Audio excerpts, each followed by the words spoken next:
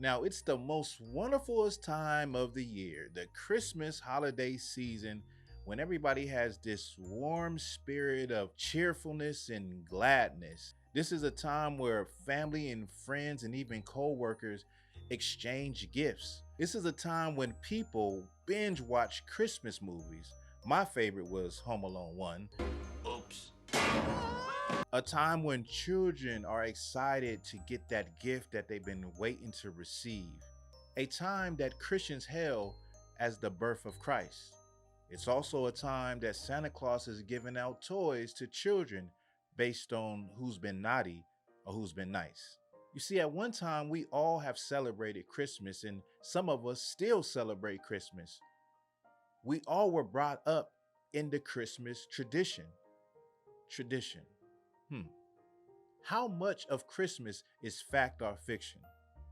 I'm Thawahgabar, and join me as I go into the history of Christmas. And you'll find out why people celebrate Christmas to this day, and why some people like myself no longer celebrate Christmas. Now, I'm sure that everyone has heard the term Saint Nick. Many people associate Saint Nick with being Santa Claus. Now, Saint Nick was an actual, real man in history. He was a patron saint of children and ships, to say the least. He was known for his generosity to people. One story goes that a father was in distress because he didn't have enough money to pay for dowries of his three daughters, and his three daughters would have to go into prostitution in order to come up with the money. Well, the legend says Saint Nick heard about it, and for 3 nights, he dropped bags of gold into the window of their home. Now, another part to this story is that those bags of gold coins or gold balls became the practice of what you know today as stocking stuffing. Now, it went from gold balls to oranges, but it's still the same idea. And let's just rewind real quick. Saint Nicholas of Myra was not just a real man. He was a black man. Yes, he was a black man in Europe. Yeah, I know a lot of people don't think that black people existed until after slavery, but Saint Nick was an actual black man that was venerated throughout the ancient world. So what a good brother said to me is they basically did to Saint Nick what they did to Jesus Christ. Because I am sure that he was black. Now, the first time I've heard of Krampus was a movie that came out years ago that looked at low budget as hell, and I never watched it. You know, it just looked like one of those, the killer couch type movies. And so Krampus in history accompanied Saint Nick when he would go and find children who were good. Well, Krampus was considered the German Christmas devil. So Krampus would whip children with birch rods, and he would put them in baskets and carry them to the underworld.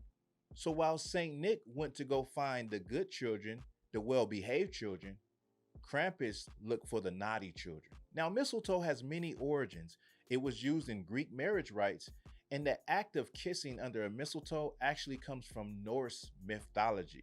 Now, the Romans used wreaths to decorate their homes during the festival of Saturnalia. The festival of Saturnalia was in honor of the Roman god Saturn. In this festival, people would celebrate by gift giving and feasting, and they would put candles and wreaths throughout their homes. Now, Odin was a Norse god who flew around during Yuletide. Yuletide was basically Christmas.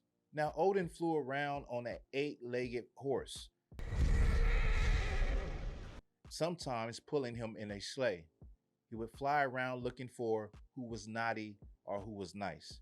He also had helpers who were dwarves and elves who were considered great creators.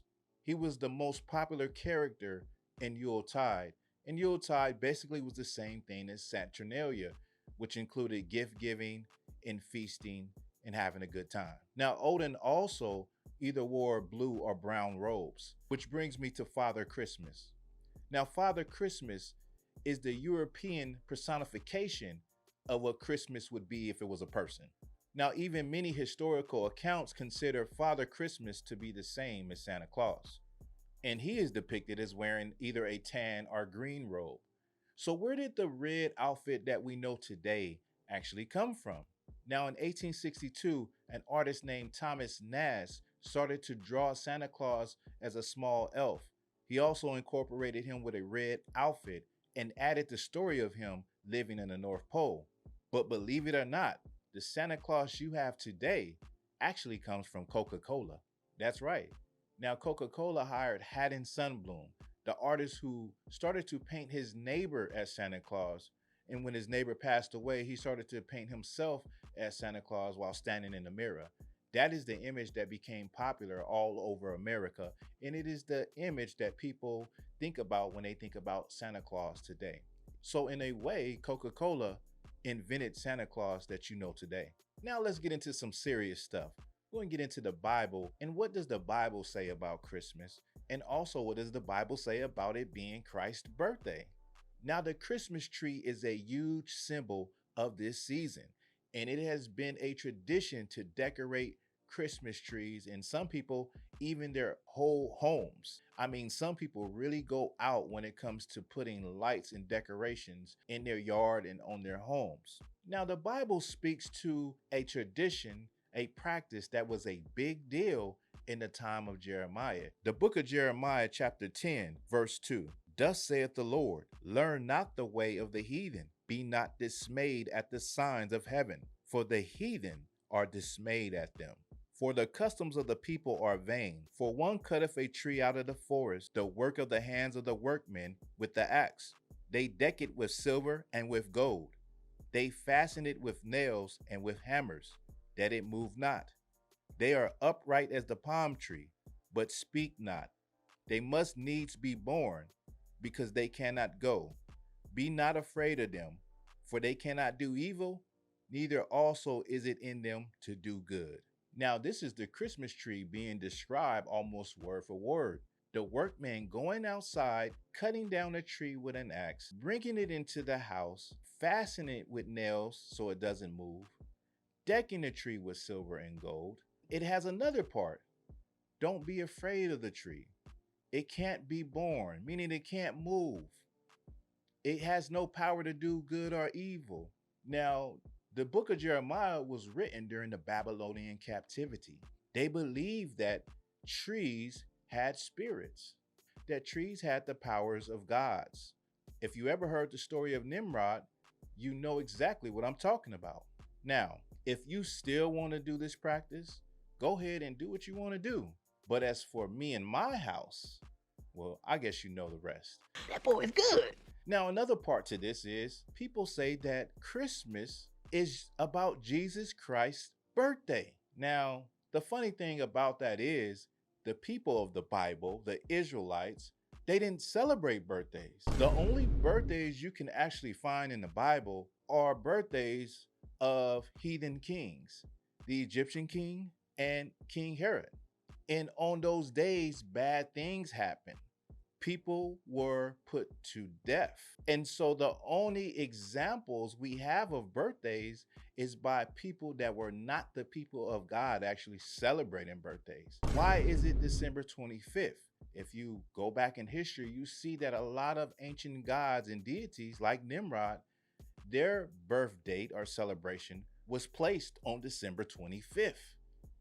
So you really got to think about that. Jesus Christ was born during the taxation, not in the dead of winter. So this is why it could never be the birth of Christ. And also the fact that the people in the Bible didn't celebrate birthdays. I mean, come on. Come on, think. Also, if you want to look at it in the way that people look at birthdays today, if it was Jesus Christ's birthday, well, why are you getting a gift and giving other people a gift instead of giving Jesus Christ a gift? So in conclusion, here are some of the key takeaways we can get from what we just went over. Many of the elements, customs, and traditions in the holiday that you know as Christmas today are Greek, Roman, Norse, and German. More importantly, the Bible calls the act of getting a Christmas tree, putting it in your house, and decorating it a heathen custom. And the most important point of all is that it is not Jesus Christ's birthday. Jesus Christ and his people, the Israelites, didn't even celebrate birthdays. I hope that someone learned something from this video. Give me your thoughts and your opinions on Christmas. Why do you celebrate Christmas? Tell us why you don't celebrate Christmas. I hope I laid down a good foundation for you to make the right decision, like I've made a long time ago, to not celebrate Christmas.